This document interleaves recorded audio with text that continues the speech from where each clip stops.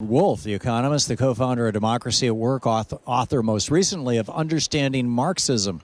democracyatwork.info and RD Wolff with two Fs at the end.com are his websites. You can tweet him at Prof. Wolff with two Fs. Professor Wolff, welcome back. Thank you, Tom. Glad to be here. It's great to have you with us. There is about a 1 second delay because I'm broadcasting live from Netroots Nation in Philadelphia here today. Last week, I believe, or maybe it was earlier this week, I don't do time very well, but never have. But in any case, recently I had a conversation with an economist, Steve Keen, who's been on our program many times over the years. He's one of these advocates of modern monetary theory, among other things. And he pointed out that, and I'm not sure if it was specifically in that interview, but it's been pointed out in other venues, that both Australia and Japan have not had a recession in something like 20 years. And they've just kind of muddled along, which has been largely okay with most people in those countries, I think. Better than the crash and burn every 8 years and then the hyper booms that we get. And he was of the opinion that it's possible that the Fed has figured this out, and the central bankers around the world have figured this out, and that we are not in for an upcoming crash. Instead, we're in for 10 or 20 years of muddling through, but things being pretty much the same as they are now. I wanted to do a reality check with you on that. Yeah, well, I know Steve Keen, and I'm familiar with the modern monetary theory arguments. Here's what I think is valid, and here's where I think I part company with them. It has always been true that the government in a capitalist system is called in as the lender of last resort, the spender of last resort. It's the wonderful irony of capitalism that when things are going well, the private capitalists tell you all about how wonderful the private sector is and how burdensome the government and unnecessary and full of people wasting time and collecting money. And then when the inevitable comes, the crash of private capitalism, they all get on their private jets, run to Washington, and beg this thing they've been making fun of to save them. And since they control that government in the end, the government, surprise, surprise, saves them. That's a thumbnail summary of what Roosevelt did in the 30s. It's a thumbnail summary of what Bush and Obama did in the second worst crash in 2008. One of the mechanisms of doing that is the control the government has of the money supply. It's not the only mechanism, but it's one of the mechanisms. And so effectively, they pump money into the economy to kind of lubricate it, to get people more comfortable about spending. They drop interest rates so they get more comfortable about borrowing in order to spend. Either you do that directly, that's modern monetary theory. Let's have the government go in, print the money, and use it to do what governments do.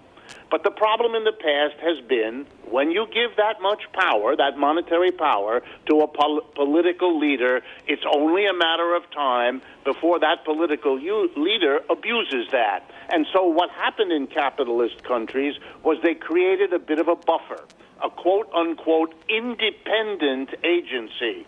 It's either the central bank, like the Bank of England or the Bank of France, or in the United States, it's the same thing, but we don't call it the Bank of the U.S. because of our history. We call it the Federal Reserve.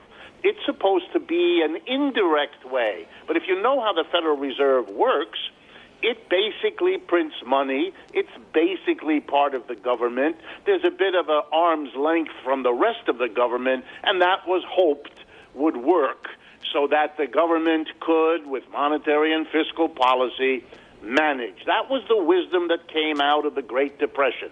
We won't have another Great Depression, they promised us, because monetary and fiscal policy, taxing, spending, and controlling the money supply will allow the government to keep us from that disaster. People believed that until 2008, when it became crystal clear that under some circumstances, all of those lovely powers of the government that could be used to manage things could also be used to mess things up. My basic critique of Steve Keen is simply, could the government's use of modern monetary theory, just printing money and using it for the government's needs, and then using the tax collecting function to pull the money out.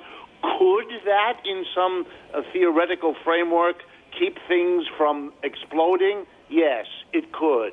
Will it? I don't think so. Any more than the monetary and fiscal policies that came out of the Great Depression proved themselves able to do it, and for the same reason.